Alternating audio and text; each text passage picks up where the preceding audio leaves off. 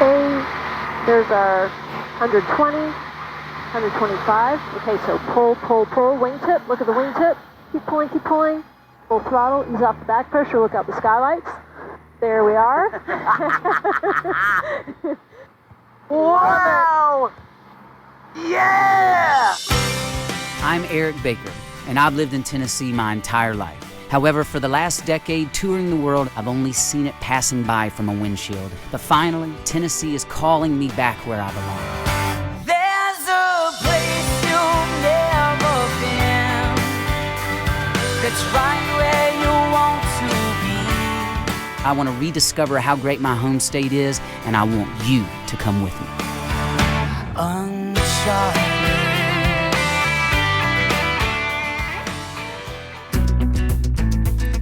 A couple of days back, as I bent to unload the last of a few groceries into the depths of our pantry, I was confronted by one of those unwelcomed reminders that I'm aging, and I pulled my back. Consumed with the sharp catch in my spine and wincing from the fresh bruise already blushing across my ego, I plunged into the sundry items before me. As I stood and surveyed the damage, that's when I saw it, the infamous leftover Halloween candy bowl. Each year, a poor, lonely few scraps of candy are deemed unworthy in the afterglow of their fallen comrades, and eventually are swept into some equally underappreciated Tupperware to be forgotten. Slowly, these outcasts retreat into the cereal boxes and canned goods, where they lie and wait. I typically cave at the first sight of these forgotten treasures, and cast aside whatever diet I've recently sworn to uphold without a second thought. Today, however, I took pause. My wounds still fresh, I looked back over my childhood and pulled strength from one of my pop culture icons, Maverick from Top Gun. I was 8 years old when Top Gun first premiered, and Maverick was my hero. Brooding in the way only bad boys could, I admired his confidence and convinced myself that it was an attribute only airplane pilots were allowed. Not quite ready to confront the slow but steady progress of time today, I decided to set out on a journey to get my wings and take off into the pilot's life instead.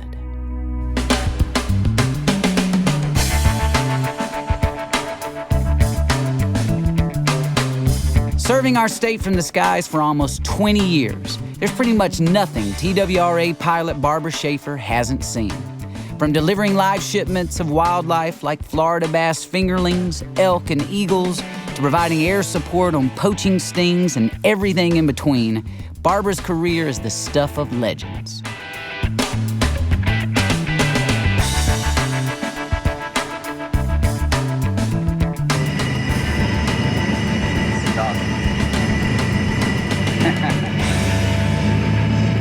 Here we go. So as you look out across the state, like what are the things that about Tennessee that you think make it so special? Oh gosh, it's beautiful from region to region. The water, I mean, we've got so many lakes and rivers, and then of course the mountains. Yep. And the views never get old. But every region, when I work a certain region, it's just totally different from one end of the state to the other, so.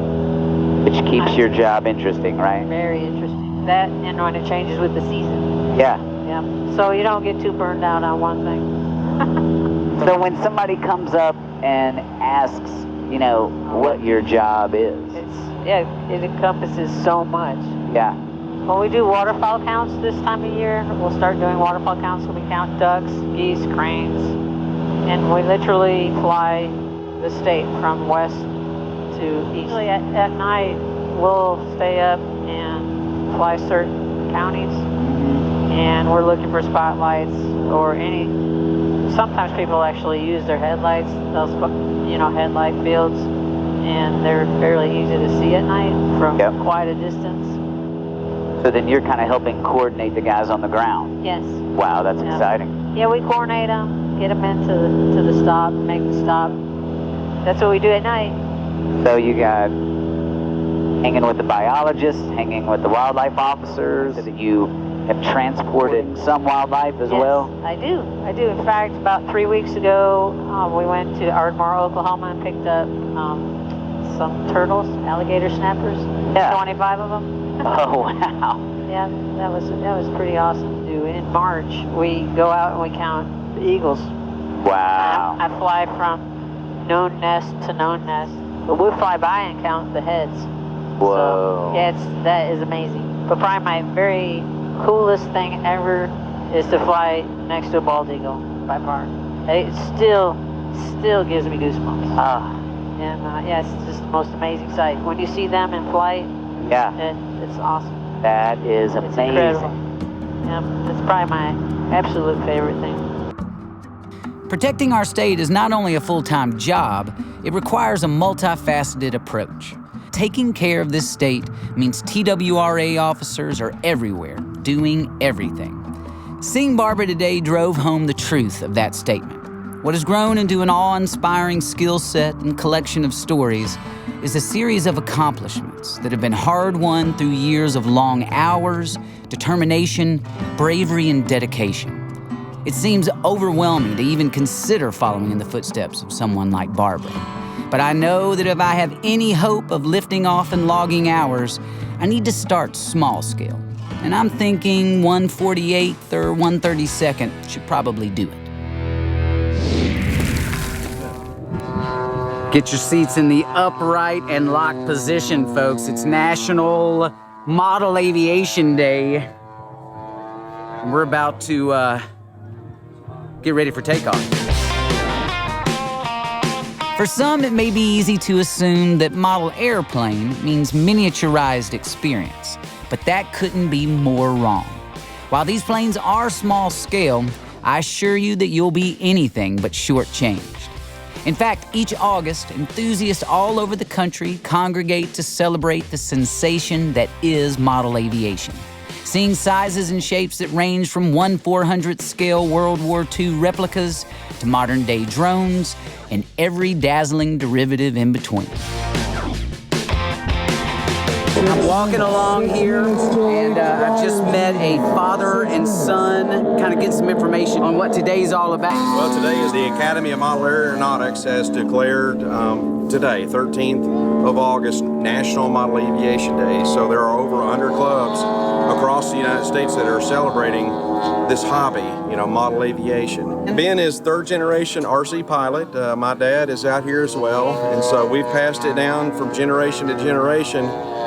Just like any hobby, you can take it to a competitive level. And so we have in our family. And Ben has been competing for probably 5 years now. And he's two-time national champion in IMAC precision aerobatics. So we're headed to the pilots meeting now. Since they are gonna let me fly, I'm actually an official pilot for the day, which is pretty awesome. I'm gonna get my wings today.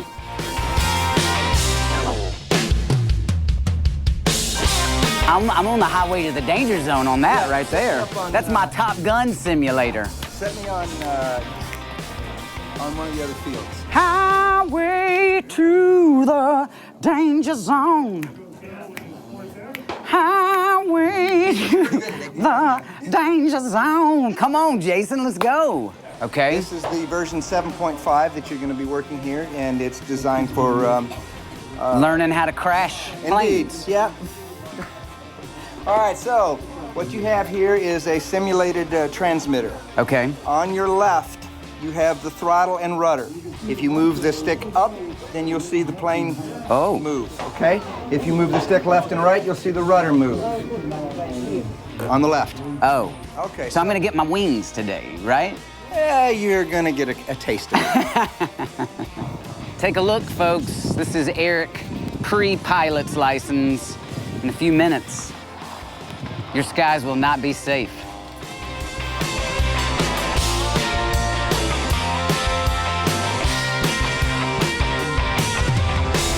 You're a great instructor, or I'm a great student.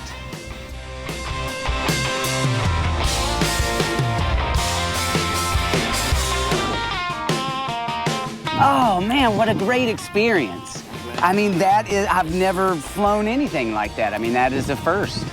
For a minimal investment, you can be a pilot. Do I look like a pilot now? Do I look like a pilot?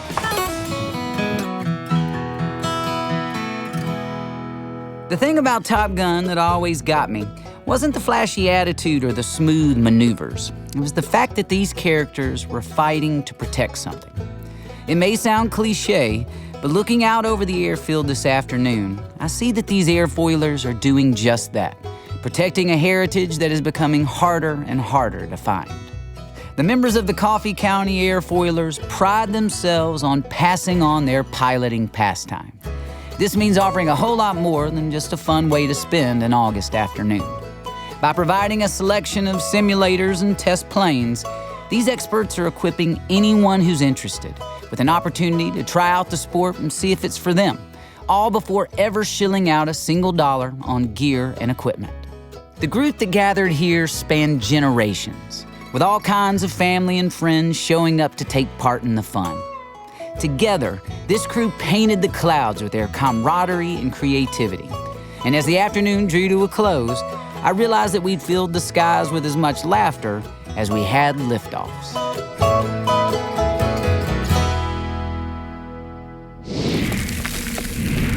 Another beautiful morning here on Tennessee Uncharted. We are at Jackson Myers Field in Sewanee, Tennessee. Today we are doing a little bit of small aircraft acrobatics or aerobatics. No idea what I'm in store for. I know that Catherine, my pilot, owns the record for like twirls and stuff. Been to some air shows. Now I get to be part of the air show.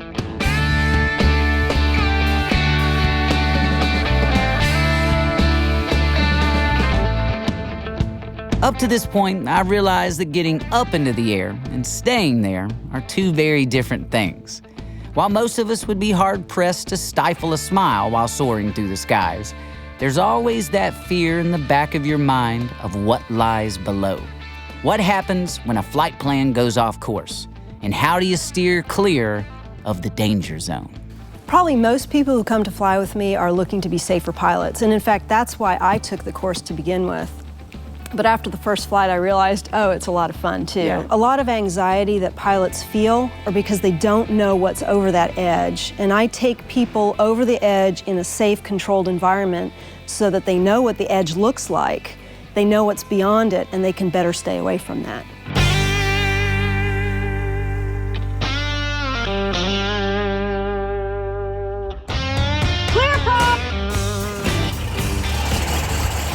You're just going to pull back slightly, like that's about all it'll take, and you'll see we'll get off the ground. Okay. Okay? Cool. Sewanee, Franklin County traffic, Cessna 7395 Lima, departing T4 Sewanee. Wow. Oh my gosh, look how beautiful. Isn't it gorgeous? Okay, this will be an aileron roll. So if you want to put your hands on the yoke. Okay. Lightly, I assume. We're going to pull up, so you want to touch your stomach. And all the way over. Yeah! Oh, smooth! Like that? Oh, that's great. Sweet. Oh, now see, get the first one out of the way. I'm good to go now. Okay, you ready? Yep. Okay, all the way back, full left rudder. We're going to hold it. That is one. Two. Good. 3. 16. 17. 18. 19. Oh. Fist bump. Fist bump! Oh! Oh! And there's our engine back. Oh my gosh! In case you're confused, that was not an optical illusion. Our prop actually stopped on purpose. Well, we survived. We did. And I have twice the life in me than I did, actually. You've added years to my life, Catherine, I'll be honest. So. Yes. Oh, man. Amazing. Amazing. That was I told her I'm never gonna forget her because that was, it's like defies all the, when you get in a plane, you want it to fly level, you want it to be not do anything that we just did. But now when I get in a regular plane and if it does something regular, I'm gonna be bored. Yeah. And I didn't throw up, right? He has a cast iron stomach. He's the first person I've taken on a 20-turn spin, the first spin. I'm fired up. Good. Catching up with Catherine today was truly life-changing. Unlike any other adventure we've ever taken, she taught me that staying safe and lifting your spirits can both fit neatly in your overhead storage compartments. Now that I've spent some time figuring out how to get up in the air, it's got me thinking of some fun ways to get back down. But before I let the idea fly away with me, I figured some preparation was probably in order.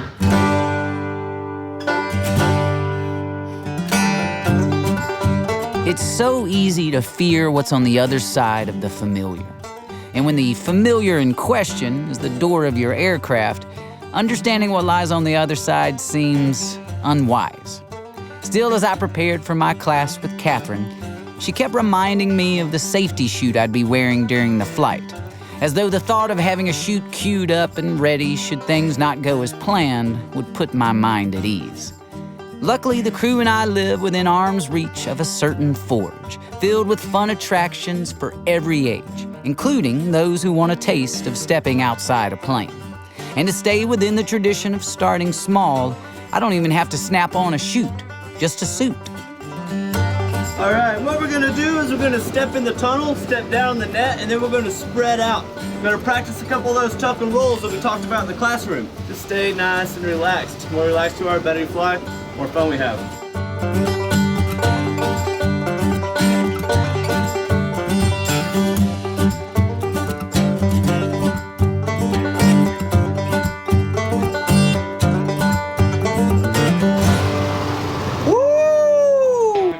Awesome, man. I couldn't stop laughing the first time. I was just like, oh, man. So, I mean, now we can say that we've flown, right? I mean, it's pretty awesome. So I did all right. Oh, you did great, man.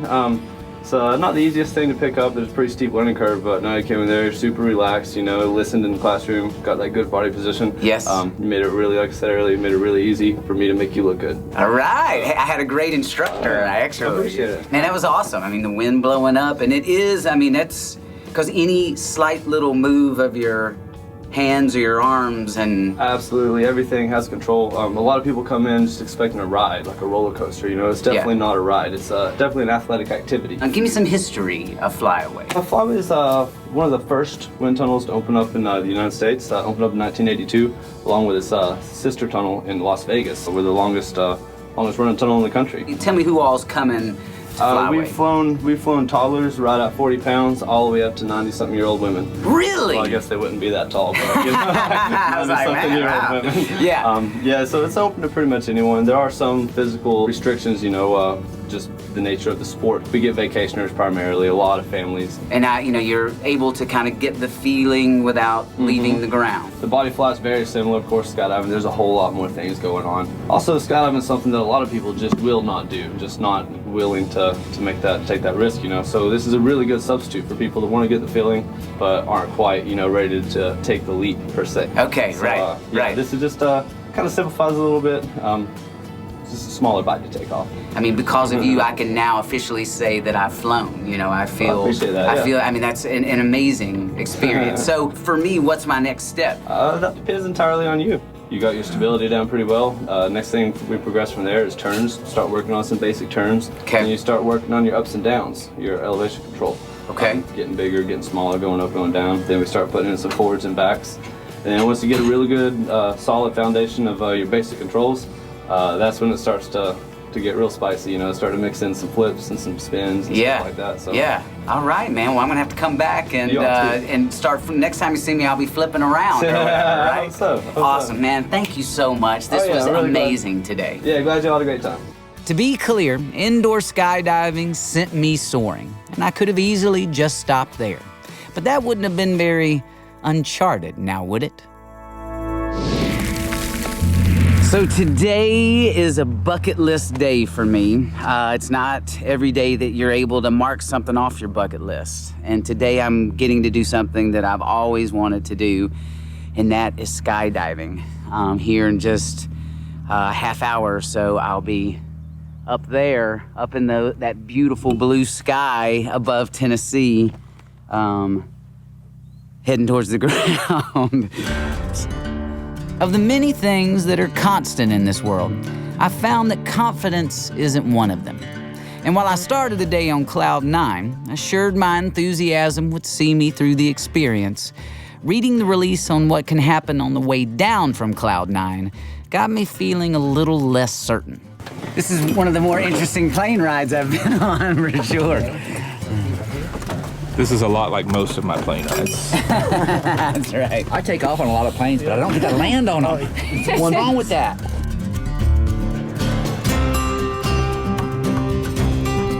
Luckily, my producer and cameraman were willing to join me. And as we gained altitude, I found my gumption gaining as well.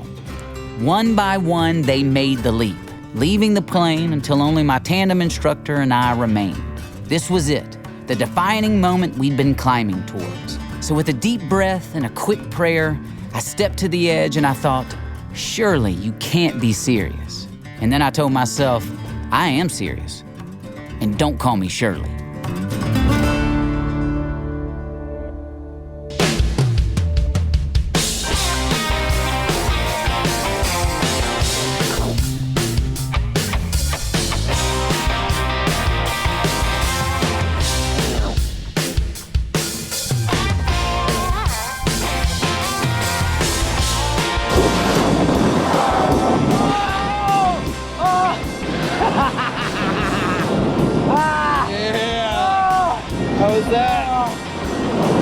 Unbelievable, man. That's the greatest thing I've ever done.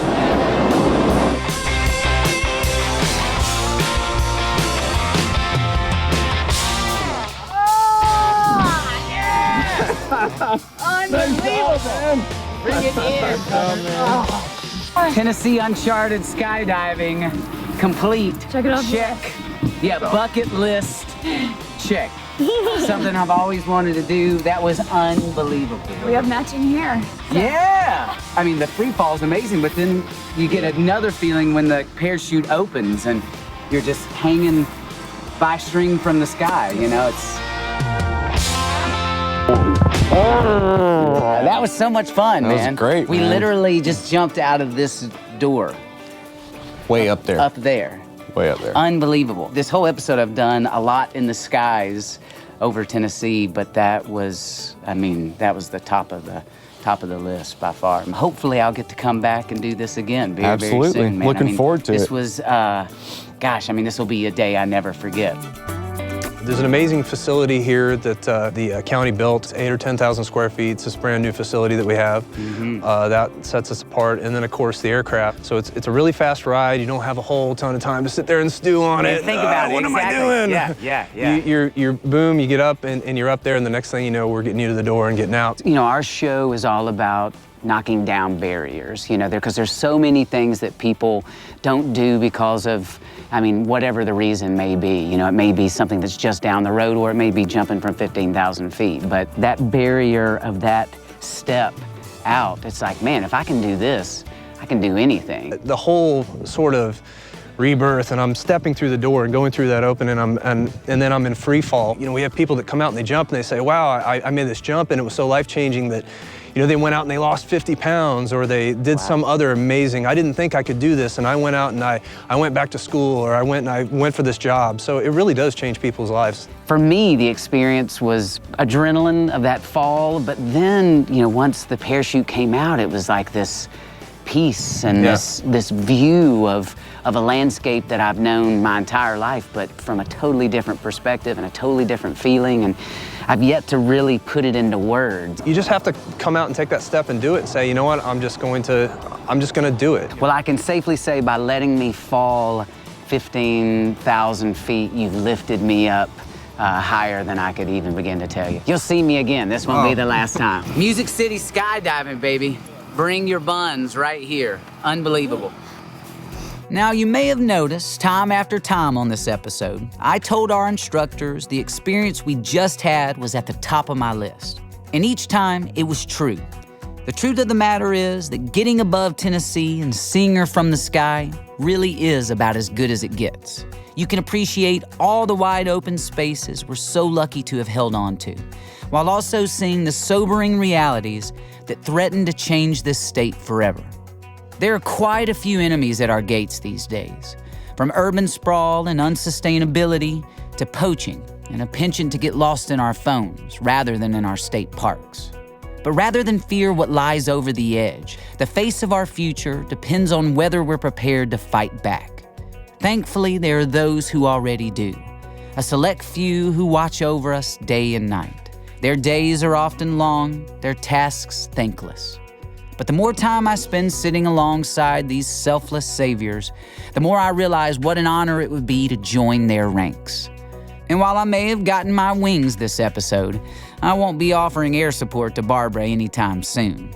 I can, however, be a steward in my own way. It may be a contribution to conservation, setting up a bat box rather than burning citronella, or even just getting my little girl outside. Ultimately, though, it seems only right to live a life where folks like Barbara can turn to me and say, "You can be my wingman anytime."